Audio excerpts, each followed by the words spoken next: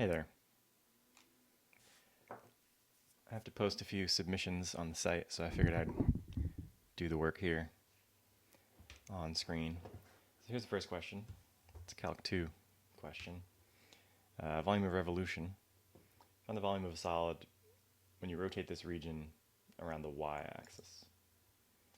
So they give you some curve. It's like a power of x, and you're bounded on the right by the line x equals 1, and you're bounded below by y equals 0.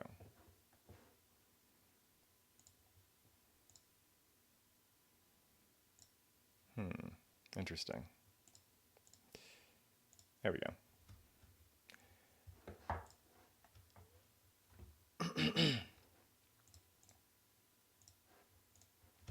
So anyway, the question was, what's this? I don't remember that being there. It's a Calc2 question. It's number 14 on the website. It says, if you look at this region, it was x to the 2/3 is one of the boundaries, y equals 0, so this axis is one of the boundaries, and then x equal 1 is the last boundary, so we've got a line here. X to the 2/3 looks like, I usually just draw x to the 1/3. It's kind of like a square root shape, except that it's odd, so it goes through the origin. And then you squared it, so it's still not quite x equals 1. It's not quite a straight line. It's a little bit less than that. But it's also not quite a square root either, or a cubed root. So there's something like a root shape. Apparently this is the region we're rotating, but we want to go this direction with it.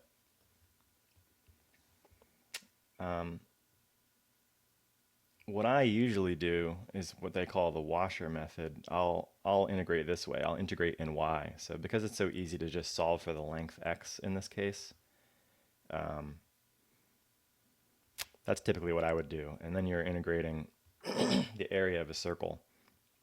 So you get these, when you slice horizontally like that, you're getting an outer area and an inner area, and you're just doing pi r squared, where the function is r. But I think I'll be a little different today and go another traditional route, probably the first thing you learn. So same region, and I'll just integrate in the x direction, in the x variable. So we're going to take slices like this, but what we're going to do is form little cylinders, which we then rotate through. So you get sort of a hollow shell, basically like a cylinder, a hollowed out cylinder of a particular thickness. The thickness is dx. So what you're going to need is this circumference, which comes from this length. So if we call this length, say r, it's actually just x. And then we're going to integrate from 0 to 1. Part of that formula is 2 pi r, that's the length, or the circumference of that hollowed out cylinder. So we've got a 2 pi r here. And then the height of that, basically to get an area which you're multiplying through here, you're going to put the function's value, this height is just the y value. So I'm sort of thinking of it as this is an area, and we're multiplying by this to give you a volume, and then you're summing up all the separate volumes as the radius changes from 0 to 1. Anyway, that should work for us. In our case, this is the y value, f of x. In this case, r is 2/3, so we're getting 2 pi integrals of r times r to the 2/3 dr. This is now 5/3. If you integrate that, you'll take the antiderivative of that, and you'll get, I guess, 3/8 of r to the 8/3. And you evaluate this from 0 to 1. And we've got a 2 pi floating around there still. So this is now, when you plug in 1, you just get 1. Like this chunk is 1 minus 0, so that's gone. And you're getting 6/8 or 3/4 of pi is our answer for that one. Let me move on to the next problem.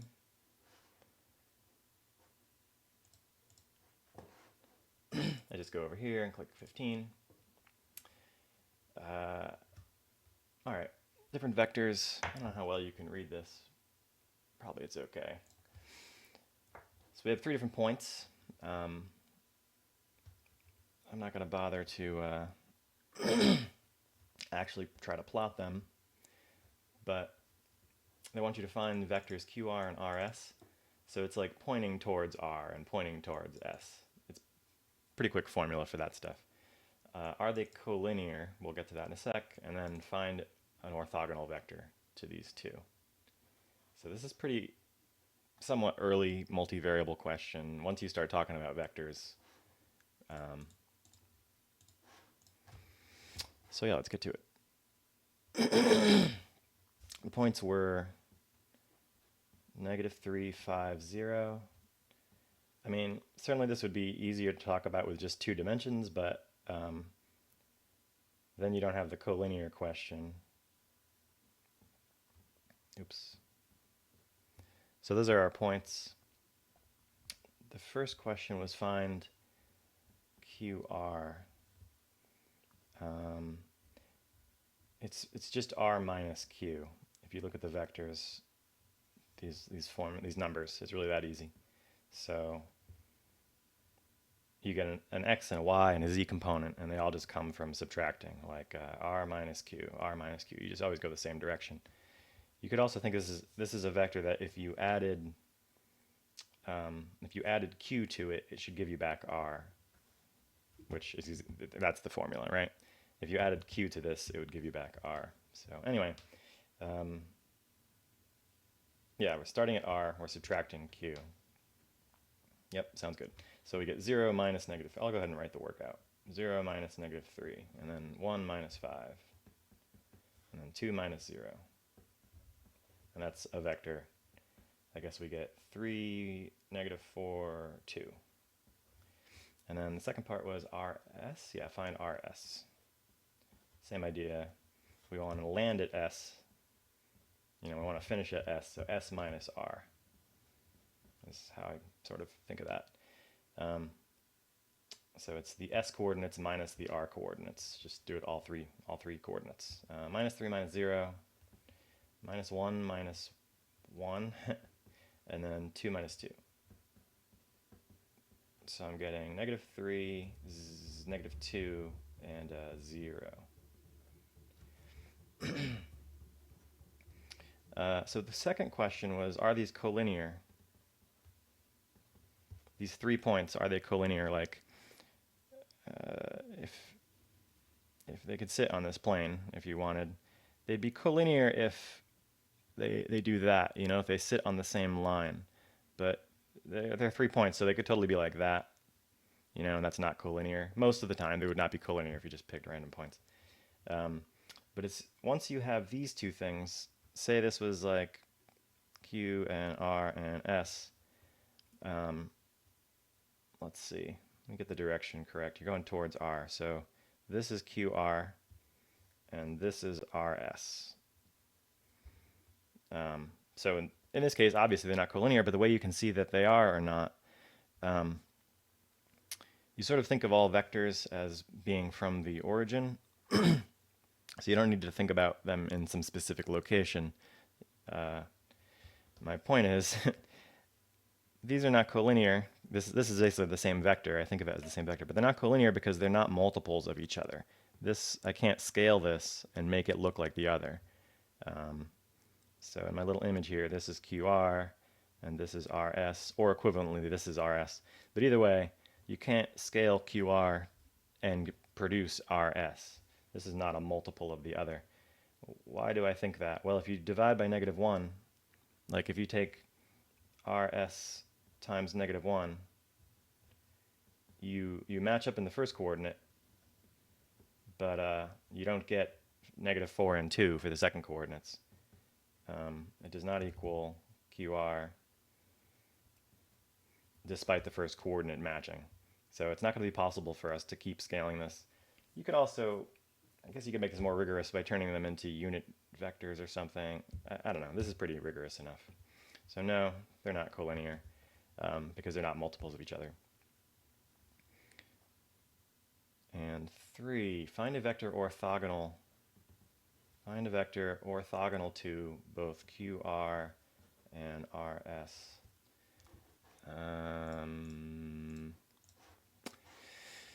That's a little trickier. What you're doing there, well, okay, so suppose, forget about my little third one here. Suppose these were your two vectors. You're looking for something that comes right out of the paper. That would be orthogonal to both. And you would have to actually know this formula ahead of time. You want to take the cross product of these two vectors.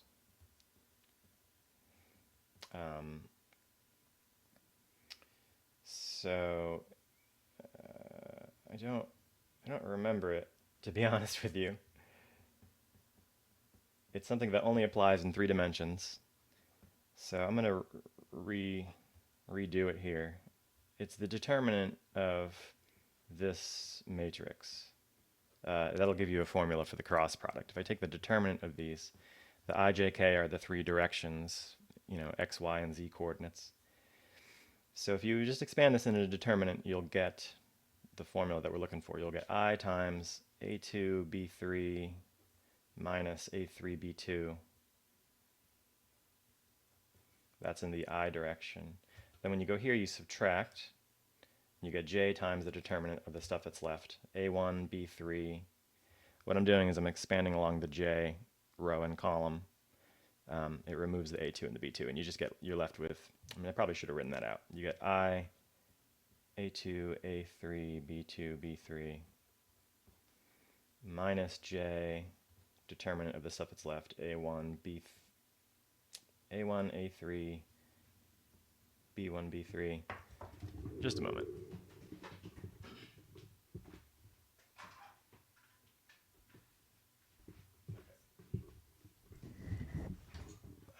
Good now. No, I'm not. Never mind. Gonna have to run in 5 or 10 minutes. And then plus K. You expand on this last cell. It's a plus because I guess it's an odd entry. You got like odd, even. This is like old linear algebra stuff. Anyway, you expand across K, you'll get A1, A2, B1, B2. And believe it or not, this is how I remember the cross product, because I don't use it very often, and it's just been a long time. A2, B3, A3, B2. So that was the I entry. Then you subtract because you're on the second entry. We'll have something times in the J direction. And then we'll be adding something in the K direction. And it's the determinant of this. It's A1, B3, A1, B3 minus A3, B1. And finally, A1, B2 minus B1, A2. So I took determinants. I took the determinant of this big 3x3 thing. Why do I care about this? We are taking the cross product of QR and RS. So I'm basically just going to plug in these numbers for A and B. And that's it for that question. Let me go ahead and finish it up. So our A is the vector QR, say. It doesn't really matter which one you take.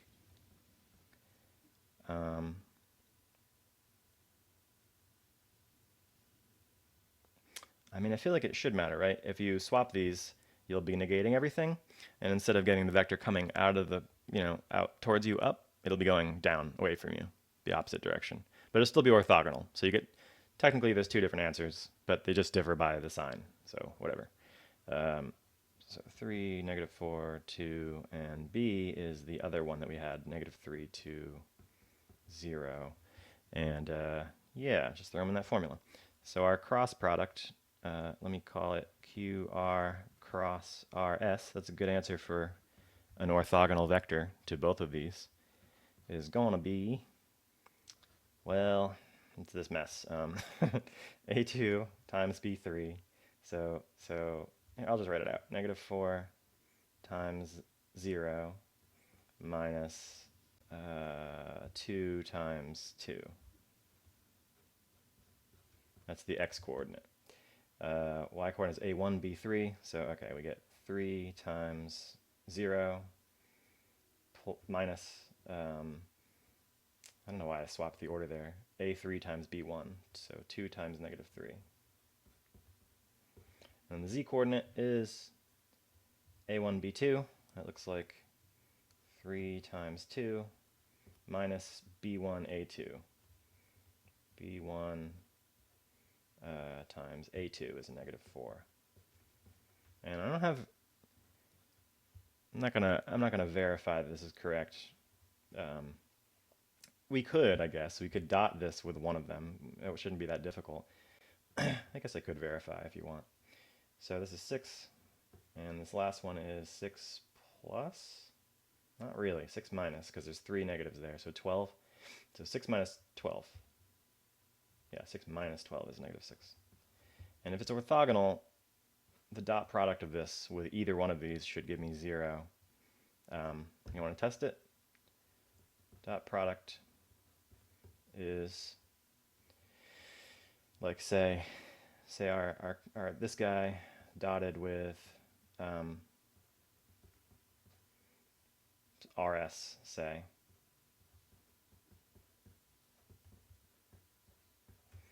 Anyway, if we dot this with this, we'd get negative 4 times negative 3 plus 6 times negative 2 plus negative 6 times 0. So that one doesn't do anything. This one gives us 12 minus 12, which checks out. So this is indeed perpendicular or orthogonal to the RS vector. It's going to be orthogonal to both, but I guess we should really check that, but it's fine. I'm sure it's fine. So that was my cross product. And let's go back to the questions. So that was this. That was a vector orthogonal to both vectors. Hey, Planet Neutral. You're also learning that I made this website. I post problems every weekday, but then I have to solve them, sadly. So that was the multivariable question, which doesn't have any submissions yet. I could plug in these numbers, but I'll do that after the... And then problem 16. Probably no one's done that one either.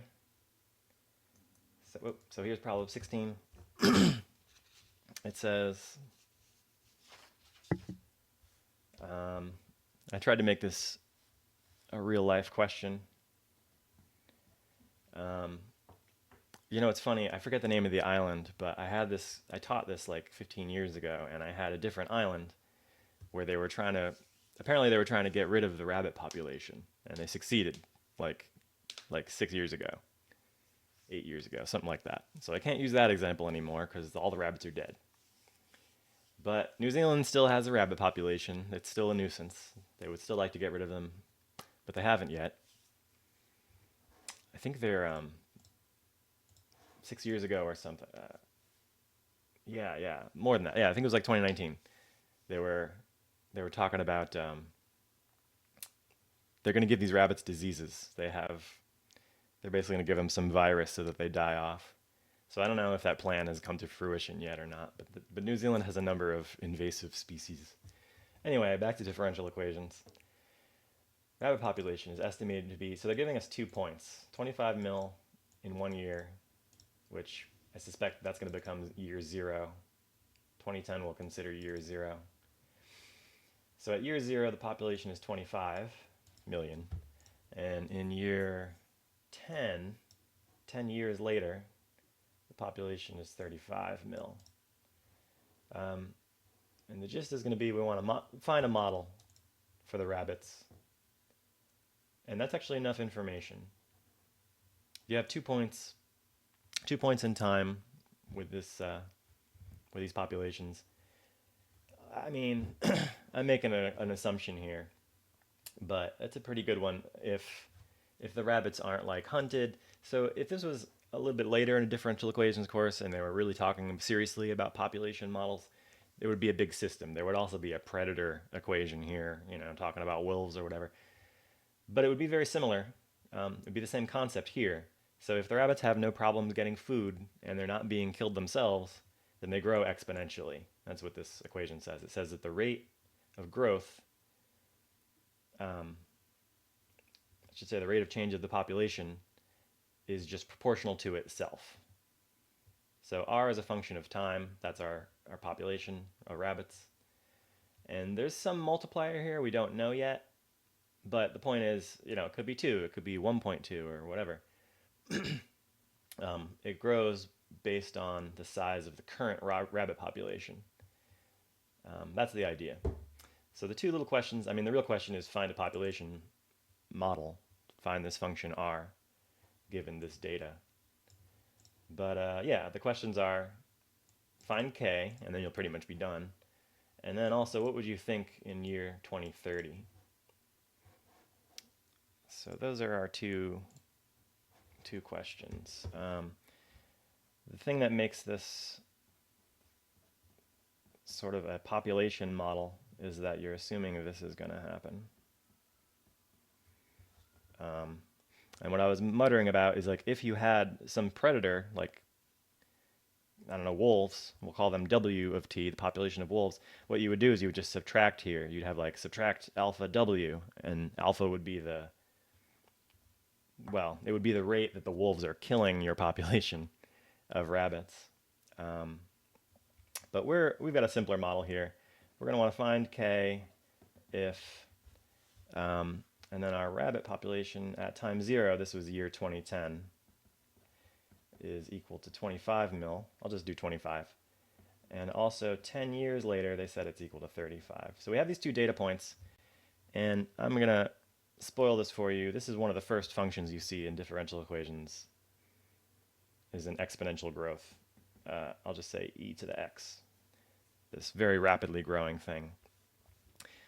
So I'm kind of spoiling it for you, but that's the way it works in DiffEq, is you're doing a lot of guessing and checking. When you see a model like this, you're like, is that exponential? The derivative is itself. That's a classic differential thing. That's a classic exponential function thing. The derivative of an exponential is itself. And if you put a little multiplier there, like e to the kx, by the chain rule, the k is going to come out. You're going to get k times e to the kx. And that is exactly what we have on the right-hand side here. So that's why I know immediately, I already know the answer is going to be not k, but e to the kt, like that. Actually, there could be a multiplier out here. There could be a constant. I should include that. So we're going to call it c, because if I put a c here, it would show up on the right-hand side as well. So in general, this is the answer, but we haven't found a specific answer yet for k and for this data. And then you just do some algebra. You just plug in 0 for t, see what you get. Plug in 10 for t, see what you get. Set them equal to 25 and 35. So 25 is what we get when we plug in. Let me just do it over here. R of 0 is supposed to be 25, but according to our model, it's c.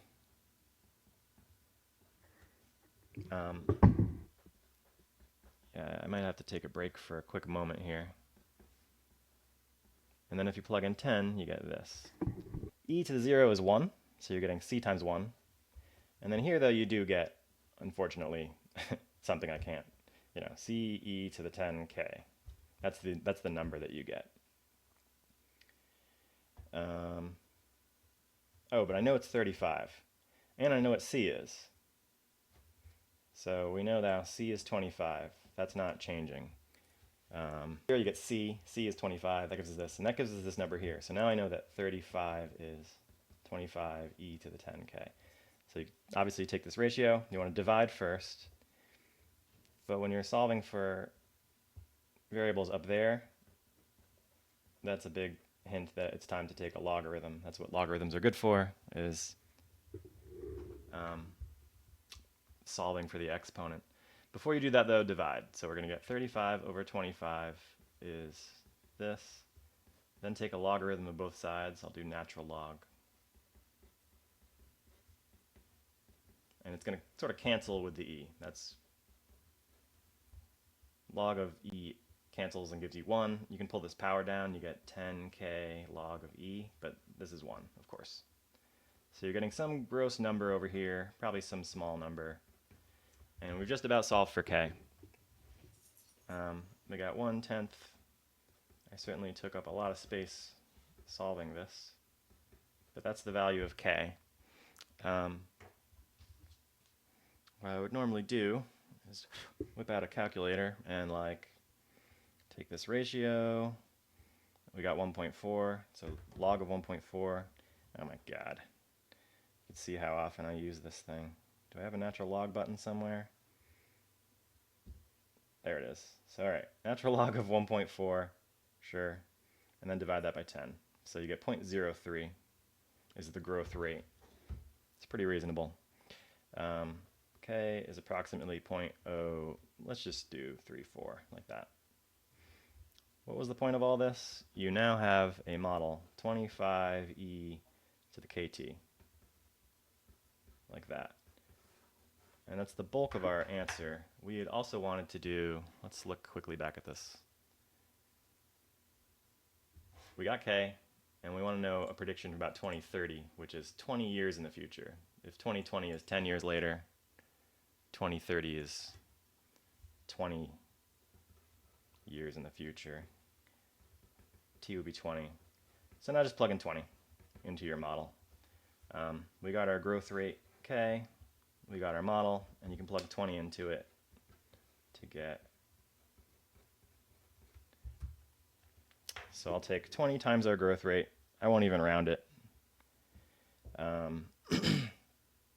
Take e raised to that. Boom.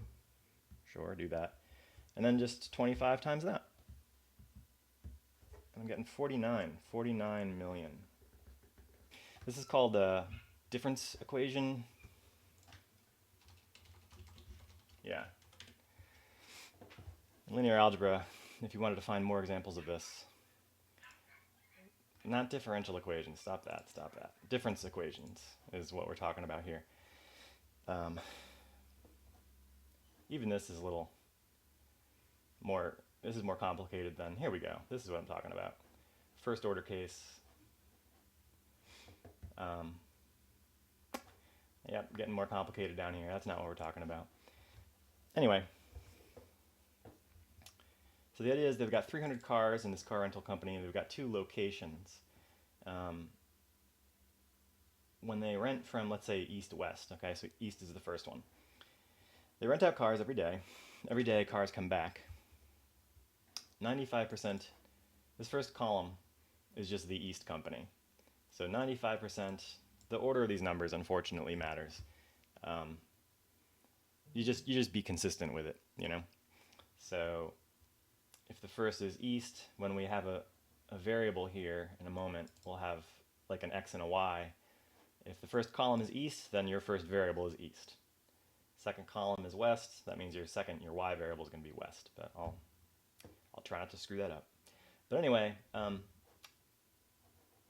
forget what this is called. This matrix probably has some fancy name, but anyway, east location, 95% of their cars come back there, which means the other 5% get returned to the west location. That's this number. In the west location, our second column of data, right. This is east-west, and then the rows are also east-west. So like this is cars being returned. This row is cars being returned to the east, and this column is cars leaving the east. Okay, second row is the numbers, the percentages that correspond to cars coming back, being returned to the west. Second column is cars leaving the west. Something like that. And then they have a specific number. It's basically 2 questions. It's really very simple, despite the way I just made it sound. The matrix they gave us represents like east, west, but it would make more sense if I had said like, you know, cars returned to and cars leaving, something like that. But you come from the east, there's a 95% chance that you land in the east. if you come from the east, there's a 5% chance that you land in the west. Does that make more sense? And then if you come from the west, there's a 10% chance you end up in the east branch. But 90% of the cars from the west branch end up in the west branch. So that's that's the same matrix. And now their questions were, first of all, 200 cars are rented from the east and 100 are rented from the west. I'll deal with the days, but basically how many cars do you expect to be returned to each location? Now what they said was on Monday, 200 from east and 100 from west. And then they want to know 2 days later. So the only significance of that is that you apply this matrix twice. So all we're going to do is we're going to say, like, here's our two numbers, you know, x, y, the number of cars that are being rented. We want to do 200 and 100. That was our specific case for part 1. And then for B, we're going to have different numbers. Here, I'll show you again. For the second part of the question, now instead of the previous, suppose Monday 100 came from the east and 200 came from the west. But other than that, same question. Started on Monday, ends on Wednesday. So 2 days worth of this difference equation action is happening. 2 days worth of this 5% going to the west and 10% going to the east situation. Anyway, we have different numbers here. So here's the point. This is actually a pretty quick question. If you did this once, that's 1 day's worth of, I hesitate to use the word churn, but you know, 1 day's worth of action of these cars being moved from east to west and from west to east at these percentages. So if you do this one time, if you do this multiplication out one time, that's basically Monday to Tuesday. We're just going to do it twice. You know, m, x, we just do it twice. And so you guys are about to see some matrix multiplication. See if I don't screw this up. So this is 1m. We're going to put that guy down twice. These fancy calculators will do this for you, like a TI, even an old school one, a TI 83 from back in my day. You can plug this in and you can just type mmx and it'll do it for you. But we're just going to do this the old-fashioned way. Maybe I'll just write down the answer there, but I'll explain it over here. You take row by column. That's how you multiply matrices. So forget about the second row. We take this first row and multiply it by this one column, and you get very nice. I don't think mine could handle snake. I never had snake on there. I used to put my schedule on there though, like a real dork. I'd have like a menu, I'd press a button and it would show me my Monday through Friday schedule. You get first times first plus second times second. So you're actually dotting. You're dotting this row vector with this column vector. This dot that is how I think of it in my brain. First times first plus second times second.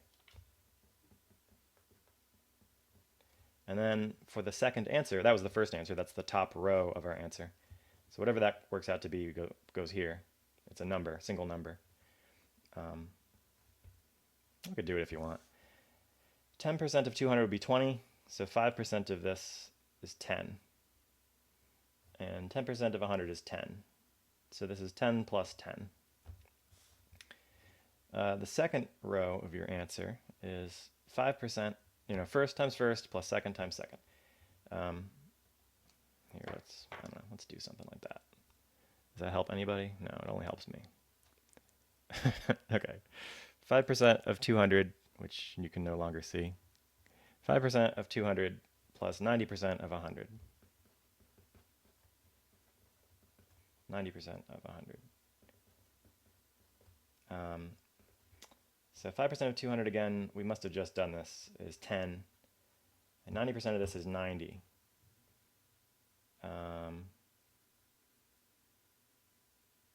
Feel very strange about this. It's because I screwed up this first answer. That's definitely not 10. Oops.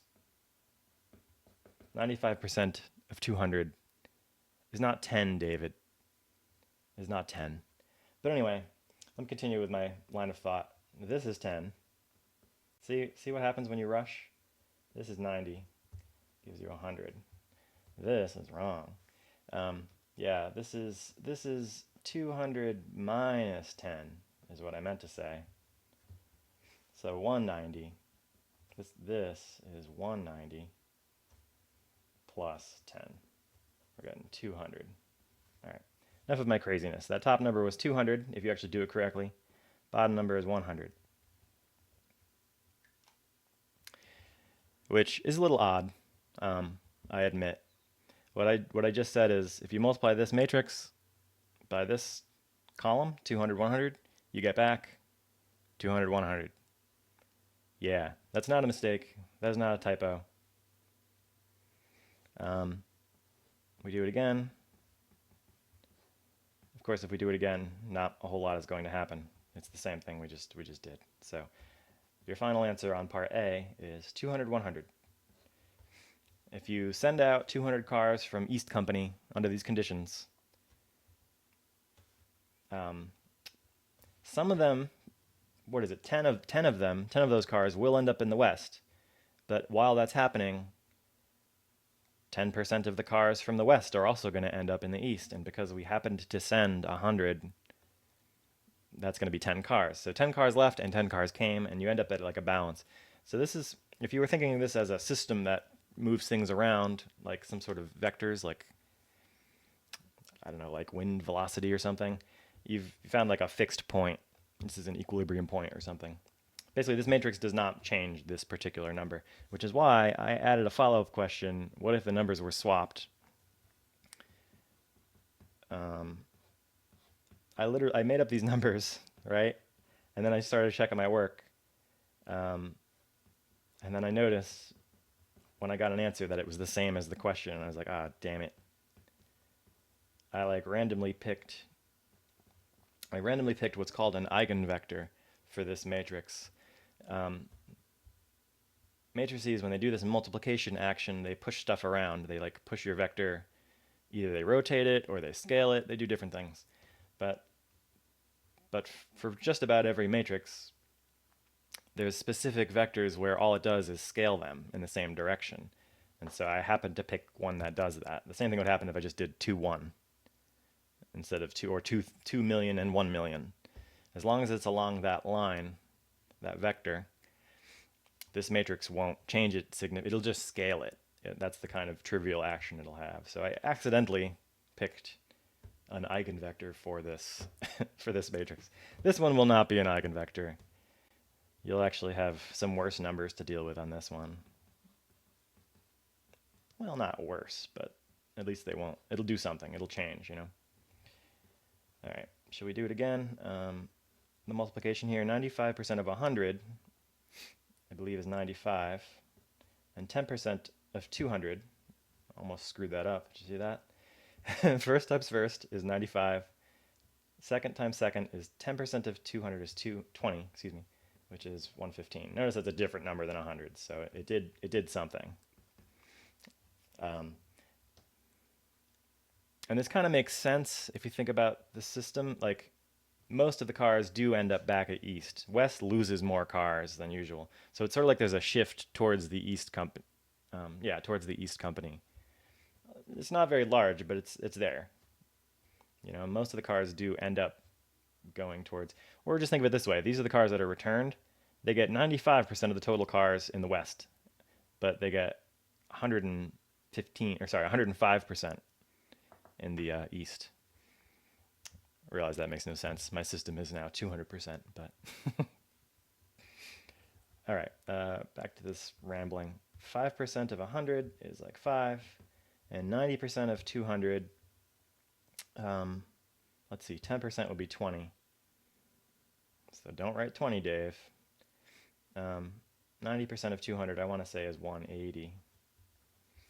And I'll know I'm right if this sums to be 300 cars, which I guess it does. Sure, why not? So 185 is this bottom number. And then we just have to do it again. So here's the only sad part, is we might get some decimals. 95% of 115 plus 10% of 185 equals something. And then do the same thing on the second row. We get 5% of 115 and 90% of 185. I'm not gonna do that. I mean, we could do it, but what's the point? I'm gonna grab a calculator for that one. Boop, and I don't need this magic scientific calculator anymore. Let's do this thing. 115 times 0.95 is 109.25, and then 10% of that I could probably figure out, but we'll let the calculator do it. Why not? 10% of 185. 127.75 is right there. And then the second row, number crunching, 115 times 5%, and 90% of 185 plus 90% of 185 is 172. And again, the only condition I really need to check here is make sure that the total is 300 cars. Otherwise, we lost a car. That's not allowed. So yeah, I know those are fractions of a car. I couldn't come up with a good example where when you square it, you still get nice numbers, except in this trivial case with the eigenvector. Oops. And then I was going to show you one last thing. Man, this video is much longer than I expected. I was going to do this for like 15 minutes, but here we are. Math takes a while. So that's the last question. That's the current question. That's today's. Tomorrow's question, I have a sneak peek because I created them. This is going to be tomorrow's question that I posted at midnight. And I realize it's probably gibberish to you non-math people, but it's actually not that bad. A group is something that I didn't bother to put the definition up here because most people doing this already know what a group is, but there's something called a binary operation, like plus. You have addition. That means you can take two numbers and you add them.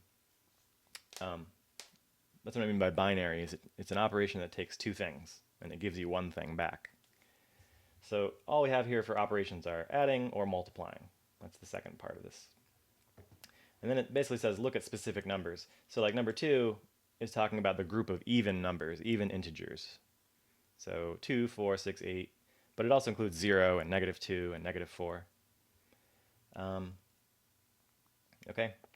And then R plus means basically not negative, also not 0. This has strictly positive real numbers. And then this other one is Q is fractions, rational numbers.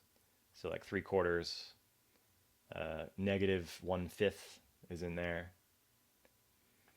So those are some sets that you would be familiar with. I'm going to write these down so we don't have to keep jumping back to this question. But 18 says like the positive reals under addition. Is that a group? Second part says even integers under addition. Is that a group? Third one has this weird set of numbers, -2, -1, 1, 2, under multiplication. Just a second. An identity element, you should think of that as like the number 1. 1 times A just gives you back A. And then also an inverse. That's a little tricksy one, but you should be able to produce the identity like 1. If you're looking at a group, then it should also have inverse elements for every item in the group. So back to my questions. How does any of that stuff relate? I'm starting to feel kind of rusty. But like, so for addition, and this is just a regular old addition, the identity is the number 0. That's a number where if I do like 0 plus A, it doesn't matter the order I do it, I'll get A back. And then later when we talk about, my little squiggle here is supposed to be multiplication. For multiplication, the identity is the number 1. Like 1 times an element will give you back that element. And in more complicated examples, there's left multiplication versus right multiplication. That's why I wrote this out 2 different ways. But we're not going to get into that for these examples.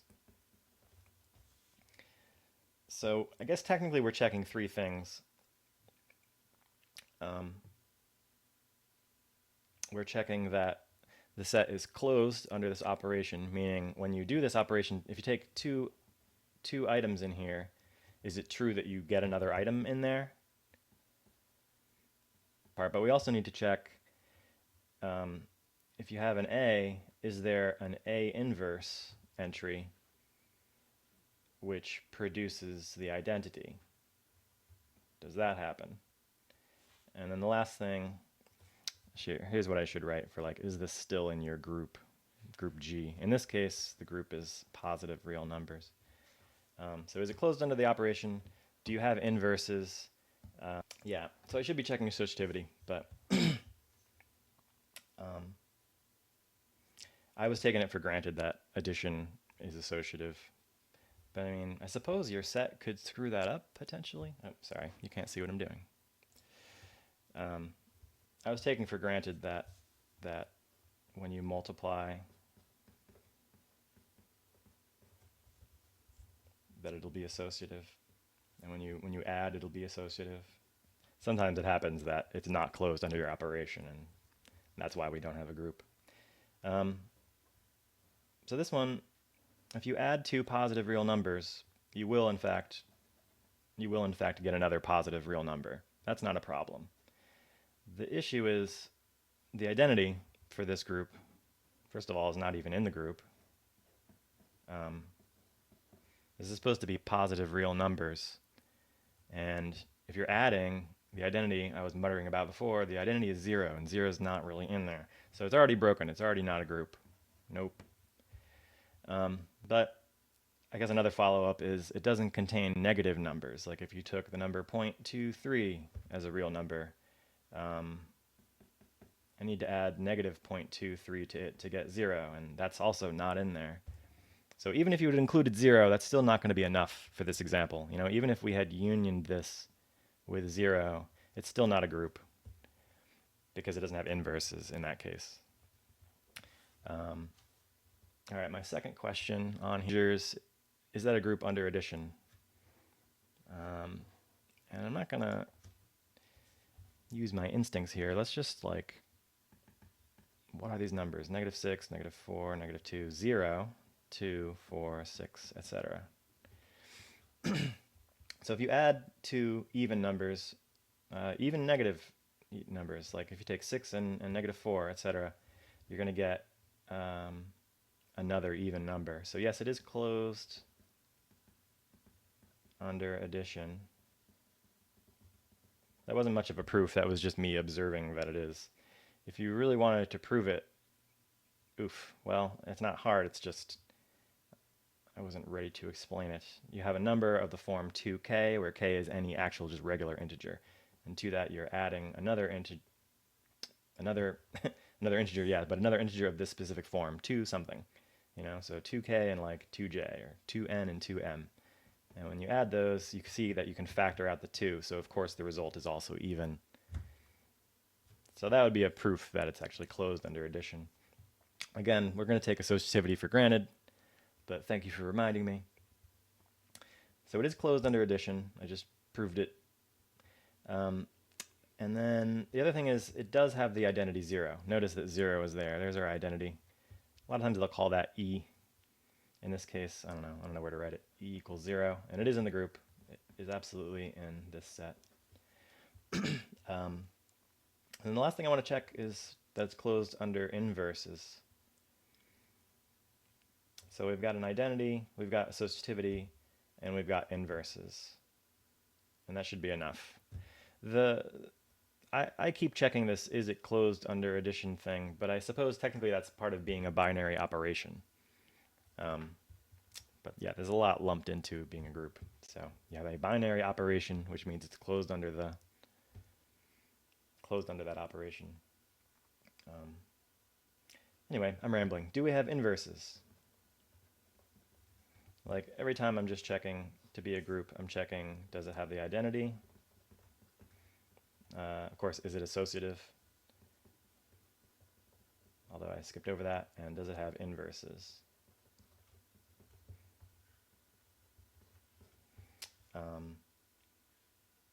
And what I was also checking is it closed under the operation?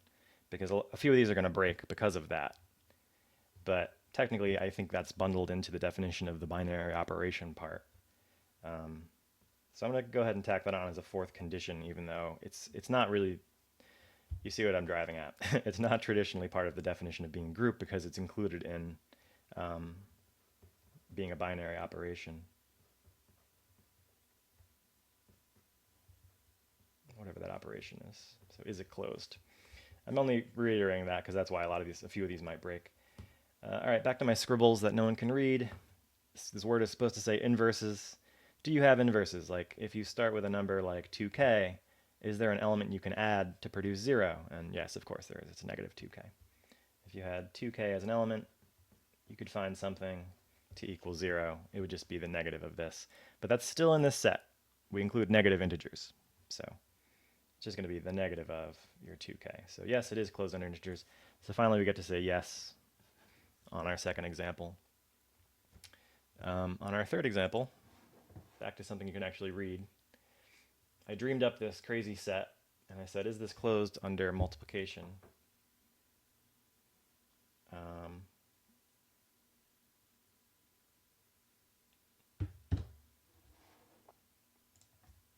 So it has 1 and negative 1, which, maybe it's easier if I look at 4, frankly.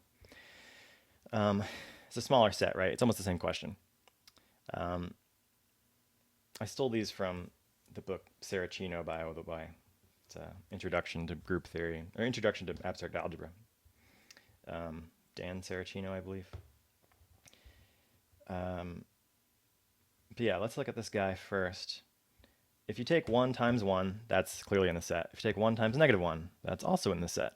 So there's no other elements that I can even use as examples where you suddenly are outside of the set.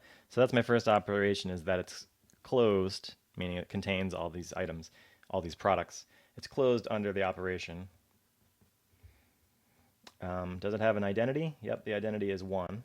If you took, well, I guess I just said them all, didn't I? If you take negative 1 times 1, you get negative 1 back.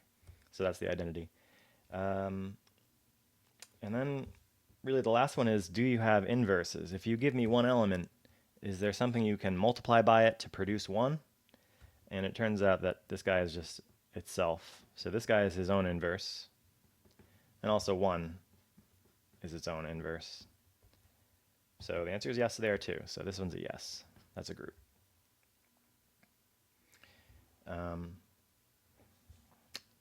Let's go back to this one. We're multiplying, unfortunately. Okay? So when you do 2 times 1, yes, that's in the group. When you do negative 2 times negative 1, you get 2. So that's in the group.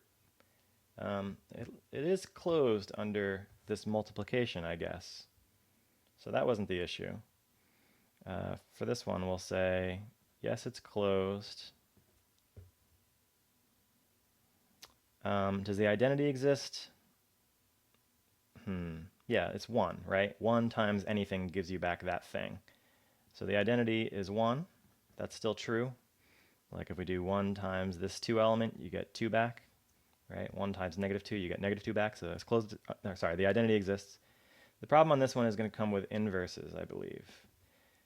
Negative 1 has an inverse itself, but if... Oh, thanks. I knew it. I knew something was wrong. I didn't bother to do too much. I'm glad you're here, Bubble. I knew it was wrong. It's absolutely not closed. It's not closed at all. I knew something would fall apart there. I was like, why does this feel wrong? So yeah, do 2 times 2, and you will quickly see, unless you do some sort of weird modulus or something. 2 times 2 is not part of the set, which I'm sure I thought of when I wrote the question, but not in the set. But also inverses. Yeah, also inverses are not there. 2 times question mark equals 1, you're not going to be able to find something here that does it, again, unless you do some more structure on this that like makes it collapse on itself. So there's no half, there's no 1/2 in here. 2 to the negative 1 does not exist in this group. So that's finally a no. And the much simpler explanation is that this is not a binary operation under this set. If you do like -2 times -2 or -2 times 2, you get all sorts of examples where it doesn't land back in this set. So I'm glad you're still here, Booblix.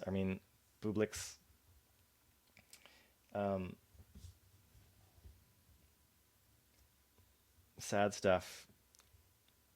I'm at 90%. All right, moving on. I have to run in about 5 minutes, so this is good. We have just enough time. I should have given myself more room here. What am I checking? Is it closed under this operation? You know, even with the 0 there, this would have been closed. So if you take one rational and you multiply by another rational, you just multiply across PR over QS, which if these are integers, then those are integers as well. And so that guy is definitely in Q. I mean, it's another fraction. So it is closed. This is a multiplication is a binary operation under fractions. That part's okay. It's closed.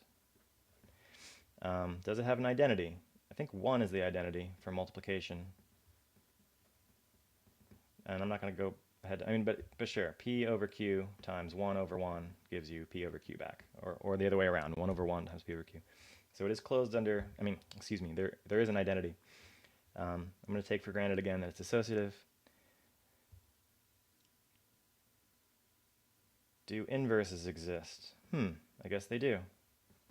If you have P over Q, you could just multiply by Q over P. That's like the reciprocal of this. Or, you know, P over Q inverse would be written that way. Anyway, that does give you 1 because it cancels. So it's also closed under inverses. So for some reason I wanted to say no, but I'm going to have to say yes, this is a group because it satisfied all 3 conditions. I think the reason I was worried and I wanted to say no is because I forgot about this 0 thing. If 0 was there, then 0 does not have an inverse. So I should probably make a comment.